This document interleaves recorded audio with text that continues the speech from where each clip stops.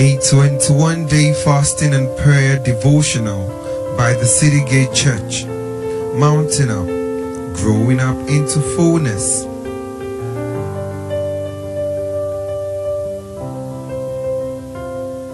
Day 3. Prospering in truth from life to everlasting life. Psalms 1 verse 1 to 3. 2 John 1 verse 4. 3 John 1 verse 2 to 4. The tree planted by the rivers of water is a prophetic portrait of a begotten Son of God that has prospered in everlasting life by obedience to the law of God. This is the law of everlasting life, the end of which is to separate us fully into the bosom of the Father, with a life and nature that is incorruptible, undefiled, and unfading. 1 Peter 1 verse 4. We first obey the truth and law of Christ, that is the law of the Spirit of life. Romans 8 verse 2, which is the empowerment against the life of corruption and darkness in the world by lust. The law of truth is what recovers the soul from the law of sin and death. This truth presents the soul as one that has become godly by reason of obedience to the truth of Christ. Titus 1 verse 1 to 2.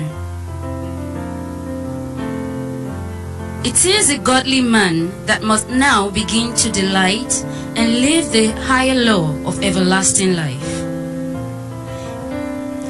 He does this by obeying its course until he becomes an eternal tree with fruits unto eternal life, and lives as medicine or healing of the souls of nations or men from the forces of hell and death that is perishing.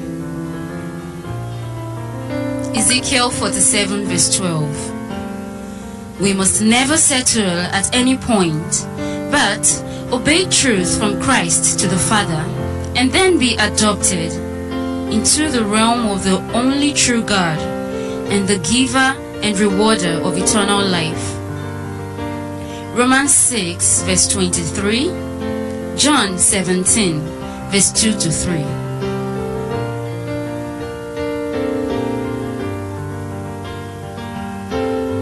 Prayers.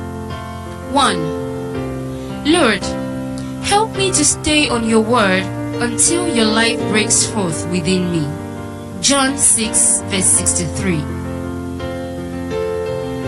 Lord, help me to stay on your word until your life breaks forth within me. John 6 verse 63. 2. I receive the humility of heart to stay within the word and allow the truth of Christ wash and sanctify me till I am received by the Father.